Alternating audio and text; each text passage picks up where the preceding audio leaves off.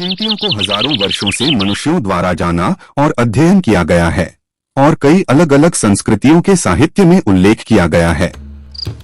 उदाहरण के लिए प्राचीन मिस्र में चींटियों को उद्योग का प्रतीक माना जाता था और अक्सर चित्रलिपि में चित्रित किया जाता था। प्राचीन ग्रीस में दार्शनिक अरस्तु ने अपने काम हिस्टोरिया एनिमियम में चींटियों और उनके व्यवहार के बारे में लिखा था। यह 17वीं शताब्दी तक नहीं था कि वैज्ञानिकों ने चींटियों का व्यवस्थित रूप से अध्ययन करना शुरू किया और उन्हें जानवरों के एक अलग समूह के रूप में वर्गीकृत किया। 1679 में डच प्रकृतिवादी जॉन स्वामरदम ने प्रकृति की बाइबल नामक एक पुस्तक प्रकाशित की, जिसमें उन्होंने चींटियों की कई प्रजातियों का वर्णन और चित्रण किया। यह पहली पुस्तक थी जो पूरी तरह से चींटियों के अध्ययन के लिए समर्पित थी और इसने इन जीवों पर वैज्ञानिक अनुसंधान की शुरुआत को चिह्नित किया। चींटियां फॉर्मिसिडे परिवार से संबंधित हैं, जो हाइमेनोप्टेरा आदेश का एक हिस्सा है।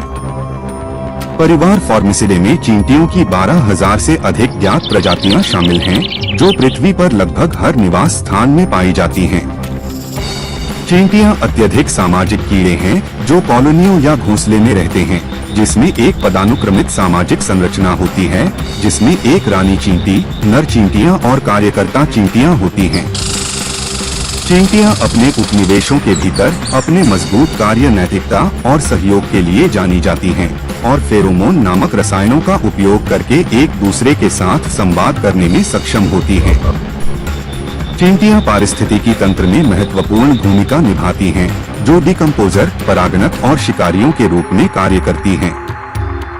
उन्हें कुछ स्थितियों में कीट भी माना जा सकता है, जैसे कि जब वे भोजन की तलाश में घरों या बगीचों पर आक्रमण करते हैं। एक चींटी कॉलोनी में रानी चींटी प्रजनन के लिए जिम्मेदार है। रानी आमतौर पर कॉलोनी में सबसे बड़ी चींटी है और एकमात्र है जो प्रजनन करने में सक्षम है। वह आमतौर पर कॉलोनी में एकमात्र चींटी है जिसने पूरी तरह से पंख विकसित किए हैं, जिसका उपयोग वह एक नई कॉलोनी शुरू करने के लिए एक नए स्थान पर उड़ान भरने के लिए करती है। एक बार जब वह नर चींटियों के साथ जुड़ जाती है तो रानी अंडे देगी और कार्यकर्ता चींटियों की पहली पीढ़ी को पालेगी। कार्यकर्ता चींटियां तब भोजन के लिए चारा खोजने, युवाओं की देखभाल करने और घोंसले को बनाए रखने का कार्य संभालेंगी, जबकि रानी प्रजनन पर ध्यान केंद्रित करती है। चींटियों की कुछ प्रजातियों में रानी कई सालों तक जीवित रह सकती हैं, जबकि अन्य प्रजातियों में रानी का जीवन काल छोटा होता है। एक चींटी का जीवन काल प्रजातियों और कॉलोनी के भीतर चींटी की भूमिका पर निर्भर करता है। सामान्य तौर पर रानी चींटी का कॉलोनी में किसी भी चींटी का सबसे लंबा जीवन काल होता है, जो कभी कभी कई वर्षों तक रहता है। कार्यकर्ता चींटियों का जीवन काल आमतौर पर कम होता है और वे केवल कुछ महीनों से कुछ वर्षों तक जीवित रह सकते हैं। एक कार्यकर्ता चींटी का जीवन काल कॉलोनी के भीतर किए जाने वाले कार्यों पर निर्भर कर सकता है, जिसमें चींटियां जो अधिक शारीरिक रूप से मांग वाले काम में संलग्न होती हैं, जिनका जीवन काल कम होता है। नर चींटियों या ड्रोन में आमतौर पर रानी और कार्यकर्ता चींटियों की तुलना में कम जीवन काल होता है, क्योंकि वे कॉलोनी के भीतर काम में संलग्न नहीं होते हैं और आमतौर पर रानी के साथ संभोग करने के लिए पर्याप्त समय तक जीवित रहते हैं। चींटियां अत्यधिक सामाजिक कीड़े हैं जो कॉलोनियों या घोंसले में रहते हैं।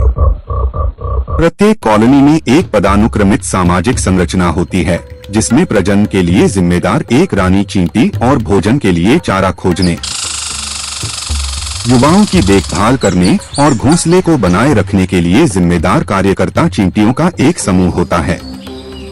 चींटियों को उनके उपनिवेशों के भीतर उनके मजबूत कार्य नैतिकता और सहयोग के लिए जाना जाता है।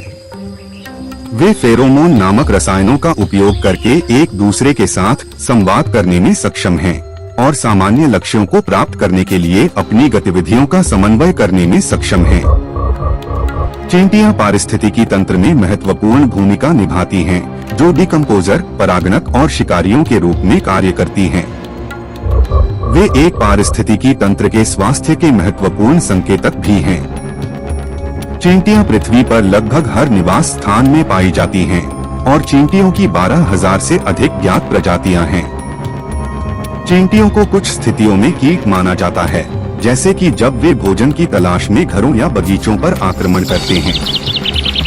हालांकि वे फायदेमंद भी हो सकते हैं, क्योंकि वे कीट आबादी को नियंत्रित करने और मिट्टी के स्वास्थ्य में सुधार करने में मदद करते हैं। चींटियों में एक उन्नत सामाजिक संरचना होती है और सहयोग, संचार और समस्या सुलझाने सहित जटिल व्यवहार प्रदर्शित होते हैं।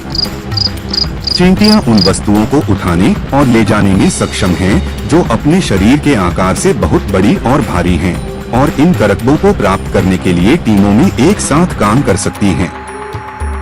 चींटियों की कुछ प्रजातियों के अन्य जानवरों के साथ सहजीवी संबंध होते हैं, जैसे कि मीठे हनीड्यू एक्स-रे के बदले में एफिड्स की देखभाल और रक्षा करना। एफिड्स द्वारा उत्पादित चींटियों में फेरोमोन नामक रासायनिक संकेतों का उपयोग करके संचार की एक अत्यधिक विकसित प्रणाली होती है। वे खाद्य स्रोतों, खतरों और घोंसले के स्थान के बारे में जानकारी का संचार कर सकते हैं। चींटियों को उनके मजबूत कार्य नैतिकता के लिए जाना जाता है और उन्हें अपनी कॉलोनियों के भीतर विभिन्न कार्यों को करते हुए पाया जा सकता है, जैसे कि भोजन के लिए चारा खोजना, युवाओं की देखभाल करना और घोंसले को बनाए रखना। यह कहना सही नहीं है कि चींटियां आमतौर पर खतरनाक होती हैं, जबकि चींटियों की कुछ प्रजातियां आत्मरक्षा में डंक मार सकती हैं या काट सकती हैं। अधिकांश चींटियां मनुष्यों के लिए महत्वपूर्ण खतरा पैदा नहीं करती हैं। हालांकि चींटियों की कुछ प्रजातियां हैं जिन्हें उनके जहरीले डंक या काटने के कारण खतरनाक माना जा सकता है। खतरनाक चींटियों के उदाहरणों में शामिल हैं अग्नि चींटियां। अग्नि चींटियां एक प्रकार की चुभने वाली चींटी हैं जो अपने दर्दनाक और विषैले डंक के लिए जानी जाती हैं। वे संयुक्त राज्य अमेरिका सहित दुनिया के विभिन्न हिस्सों में पाए जाते हैं और जब उनके घोंसले को खतरा होता है तो आक्रामक हो सकते हैं। बुलेट चींटियां मध्य और दक्षिण अमेरिका के वर्षावनों में बुलेट चींटियां पाई जाती हैं और अपने बेहद दर्दनाक डंक के लिए जानी जाती हैं, जिसे गोली लगने जितना दर्दनाक कहा जाता है। मैरिकोबा हार्वेस्टर चींटियां। मैरिकोबा हार्वेस्टर चींटियां दक्षिण पश्चिमी संयुक्त राज्य अमेरिका में पाई जाती हैं और उनके विषैले डंक के लिए जानी जाती हैं, जो कुछ व्यक्तियों में गंभीर एलर्जी प्रतिक्रियाओं का कारण बन सकती हैं। चींटियों के आसपास सावधानी बरतना और यदि संभव हो तो उनके घोंसले को परेशान करने से बचना महत्वपूर्ण है। यदि आप एक खतरनाक चींटी प्रजाति का सामना करते हैं तो चींटियों के संपर्क से बचना और डंक लगने या काटने पर चिकित्सा की तलाश करना सबसे अच्छा है। आजकल चींटियों का अध्ययन अनुसंधान का एक सक्रिय क्षेत्र है और वैज्ञानिक नई चींटी प्रजातियों की खोज करना जारी रखते हैं और उनके व्यवहार और पारिस्थितिकी के बारे में अधिक सीखते हैं।